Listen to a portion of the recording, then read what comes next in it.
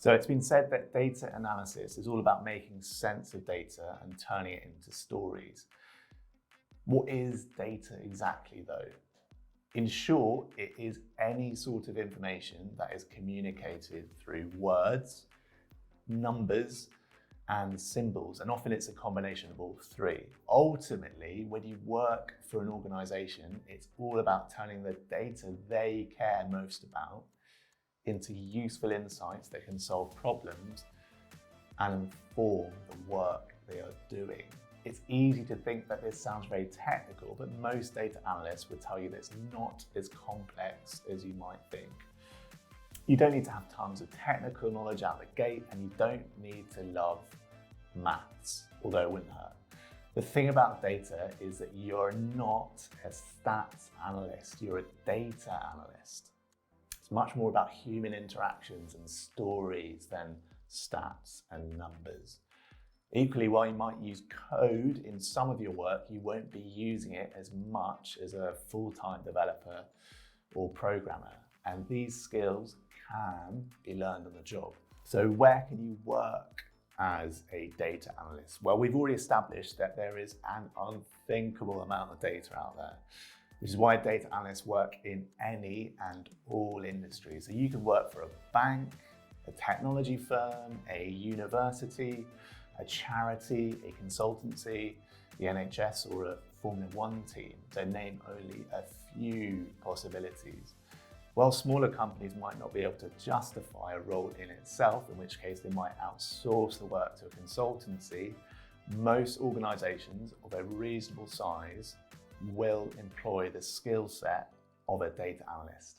In a large company, you will probably be part of an established data team made up of different roles such as data scientists, data engineers, data architects, database engineers, and business intelligence officers. Your work will be less independent, but you will be able to learn best practice from those around you. In a smaller company, perhaps one with less data experience, you will have more independence and often more ability to take ownership of projects. The flip side of this is that you might be thrown in at the deep end.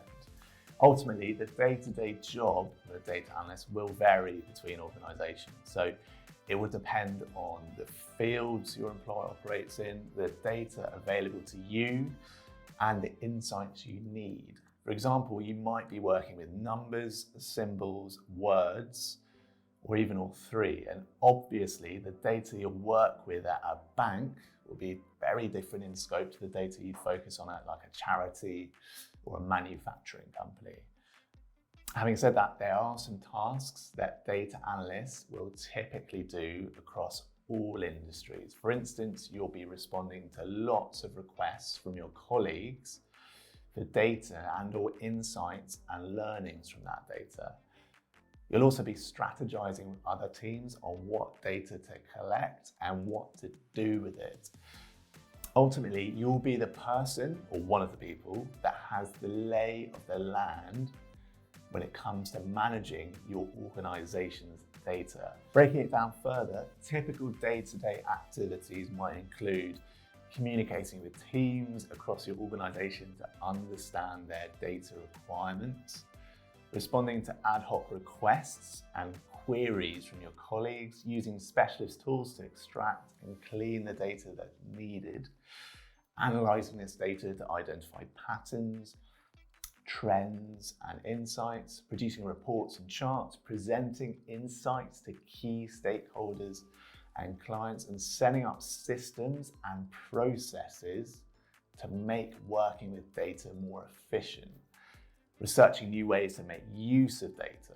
One of the best things about being a data analyst is that you'll have a lot of autonomy over your work.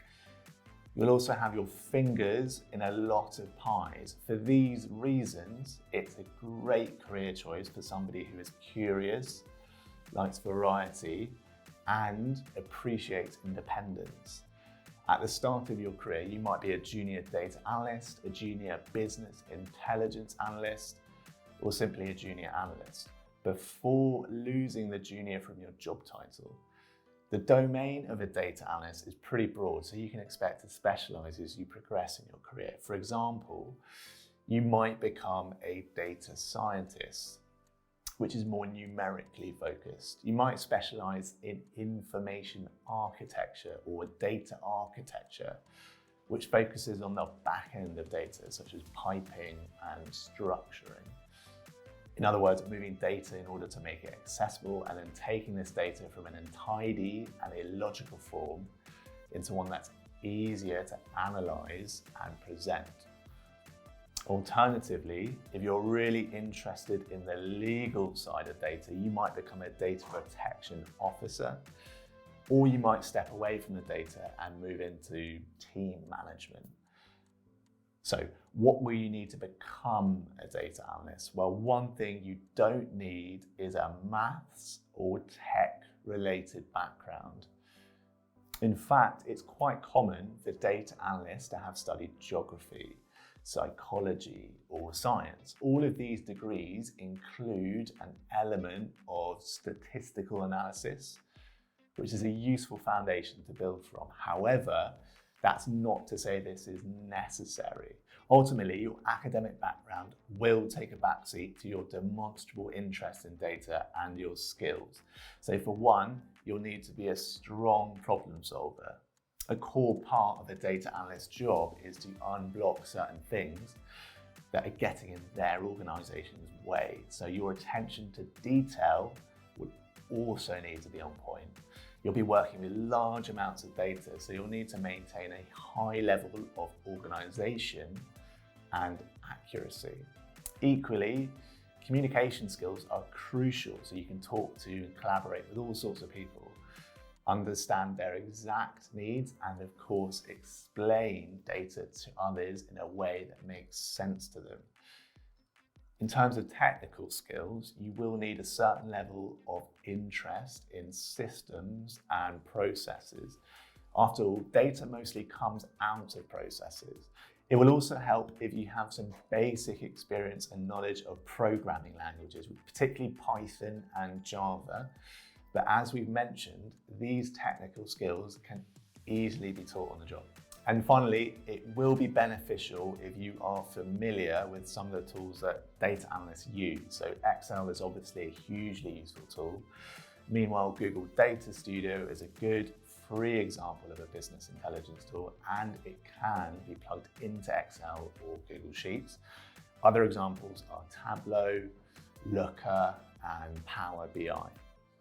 For now though, move on to the next part of the course where you can try your hand at a typical task a data analyst might be faced with.